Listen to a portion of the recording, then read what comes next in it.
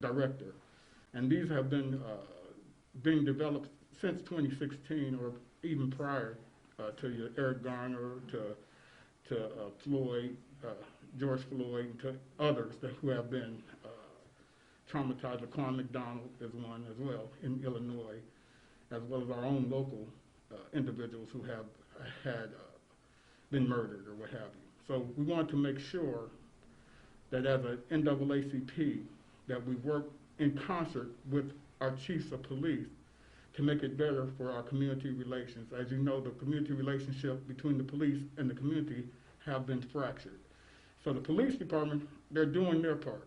Now it's time for us as a community to step up as well. So we felt it necessary to develop these principles, to sign on, and then put them into action.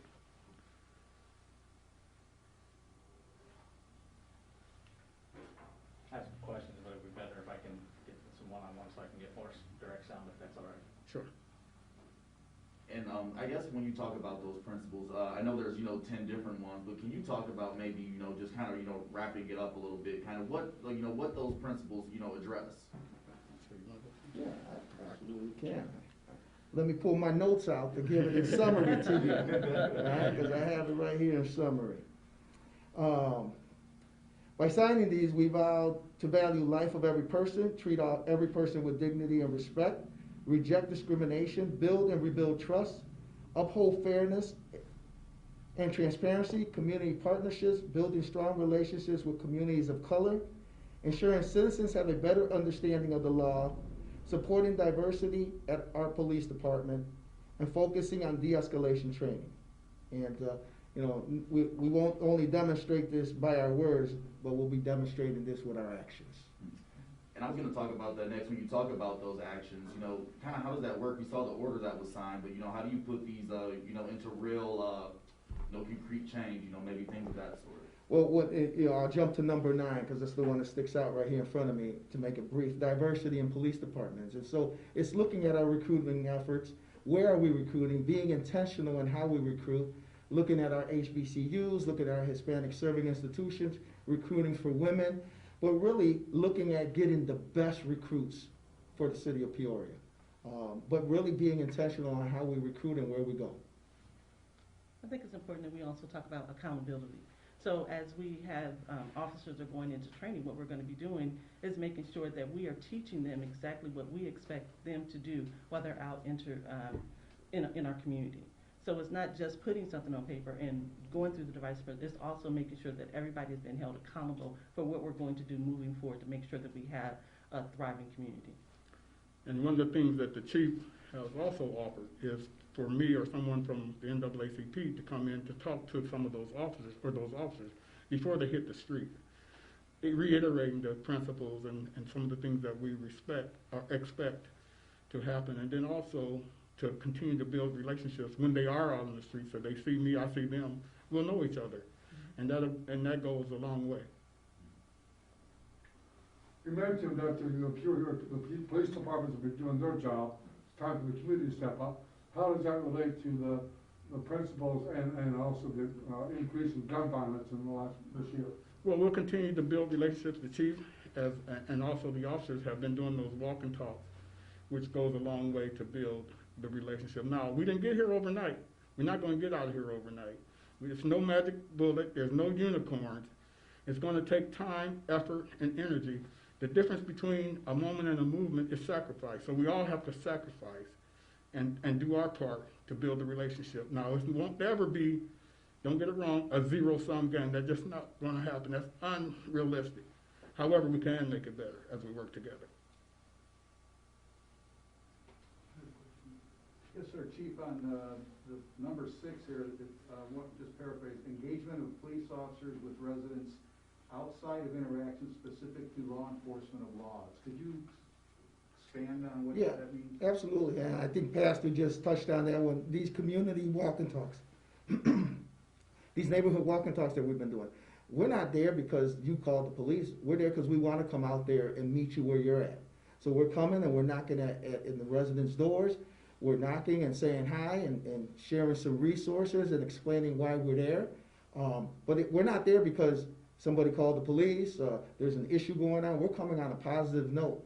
And these walk and talks have been very positive. And some of the things that the community doesn't know of, since we've done these, we've helped people get some jobs, we've provided furniture and groceries for people, and these are the officers at the Peoria Police Department who have taken that initiative to do that. That is not the typical police work, right? When you think of police work, delivering furniture, delivering groceries, and helping somebody get a job and getting them to the job is not a typical job of the police department. But the men and women of the Peoria Police Department have stepped up to the challenge, and they've taken the initiative to do this. This wasn't an order from the police chief, from the assistant chief, from the captains. There's officers that went out there, saw a need, and they stepped in to fill that need. And so I'm very proud of the men and women of the Peoria Police Department who have taken that initiative to do that. So that's part of when we talk about community policing and being there and doing things, what are we doing behind the scenes that the community doesn't know of? There's conversations that are being had currently with women in the city that have been affected by this crime directly and violence directly. We're not having the media there. We are quietly having these conversations to figure out a way to tap the violence down through our community policing efforts. So there's a lot of things that go on behind the scenes that we don't make a show about it. But the women and men of the Peoria Police Department, like I said earlier, have stepped up to the plate and have taken the initiative to step in and take care of these things that need to be taken care of that somebody else isn't doing for them. Thank you, sir. And can you talk about as well, we know, it'll help the community as a whole, but can you maybe talk about a little bit, how this, may help officers, these kind of things, help better do their job, and things of that sort in the future? Well, for me, Oh, or, go ahead. Who's that question for? yeah, who was this for? Yeah, whoever, yeah. From our perspective, when it comes to the officers, this gives them, officers and deputies, it gives them the opportunity to interact more with the community. That goes back to that whole model of community policing, and it gives them a better perspective. One of the programs that we have at the Sheriff's Department is called Breaking Boundaries, and that's where we have some detainees that are talking with the officers, make sure we have a clear understanding of what those needs are. Why do you perceive something the way that you perceive it? We're doing demonstrations so that you understand that if you see something a certain way, maybe that's not what it is. That's just the wrong perception. So we're trying to break down those boundaries by having those conversations. So bringing in so from a police standpoint, that helps us better understand our community. Because sometimes we go home, we've been stressed out, we've had long days, but when we have an opportunity to stop and have these conversations, it makes us better officers for our community. And for number 10, we talked about the de-escalation training and tactics to use. Can you expand a little bit more on just kind of what are some of those examples? What does that look like? Well, I'll just touch and I'll let the chief finish. Over this past few months, he shared with some community members, community leaders, about some certain situations. I think a man out there in the Pearson Hills area may have had a knife or something of that nature. A shot wasn't fired, whereas in times past, it could have happened where that could have happened. And then other incidents as well, and I'll let him expand on that. But it all goes to the leadership of the police department. And I believe that we have the right leader at the right time for the right reasons at this moment to help change the culture between the community and police, which they already have been doing that, even before the principals. Yeah, and I've been here just over 90 days now, if my numbers are correct. And I've been very proud to see what the men and women of the Peoria Police Department are doing, continue to do. But the example he gives, we were out on a call where we had a barricaded subject. And again, de-escalation is, really slowing things down, taking the time to talk, taking the time to have other people involved. In this situation, we had the mother or the stepmom of the subject there on scene with us, and she spoke to him. And we were there for hours. We were there for quite a bit of time. But we were able to get this gentleman out of that house safe. He had some injuries on him. He had to go to the hospital. He was alive. It was a situation that could have turned into a deadly situation. But, we have the right people in place. The captain that oversees our SRT unit was there, along with SRT, and they knew to slow things down, be methodical, take their time, get the right resources there when they needed them. And we were able to de-escalate the situation enough to get him out of that home and to a hospital and get him the help that he needed versus being incarcerated, right? And so these are the things that we're talking about.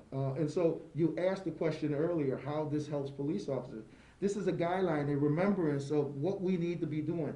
And I'll tell you this, what I've seen the men and women of the Peoria Police Department do is this. Although it might have not been written in this shape or form, this is what they've been doing. Now all we're doing is putting it down on paper and signing and saying that we're part of this. But they have been part of this, and will continue to be part of this, and now it's part of the general order. But again, they continue to do great work, and I'm very proud of the men and women of the Peoria Police Department for what they're doing. Yeah, no doubt. Pastor Hightower, could you respond to that? He says that that was already in practice before the documents were signed. Had you seen that already in the police department as well? Well, just from what I'm hearing, given the two or 3 years ago when we had 3 or 4 shooting incidents, and how those situations were handled, versus now when we just talked about this one incident, and I'm sure there are others that I don't know about that have happened along the way, but we have not heard in the last couple of years for sure of an officer-involved shooting here at the Peoria Police Department. And I reiterate, this just opens the door for more conversations for us, right? We continue to communicate and conversate, and then we all know what everybody's doing. And we'll continue to keep this communication going. We got a great relationship, and we'll continue to nurture that. Again, we're proud to be part of this. Oh yeah, no doubt. I have a question. As a member of the Police Advisory Committee, do you expect our role to expand to assist you in this effort? And also, how can we interact more with your police officers to help you achieve the goals and your principles? Well, we continue to have meetings, right, and talk, and where I think you guys are coming into places when we talk about how complaints are made, right, and making you part of that third party to be able to come to you with a complaint, if they're scared to come forward with a complaint, and you deliver that complaint to us, if that's the case. So there's been ongoing conversations, and we'll continue to have those conversations with you and see where you can plug in and where you can assist where we need it. No more questions? And if I can get you the ones. All right, well, thank you very Thank much. you, everybody. Thank you. Uh-huh. Mm-hmm. Thank you. Mhm.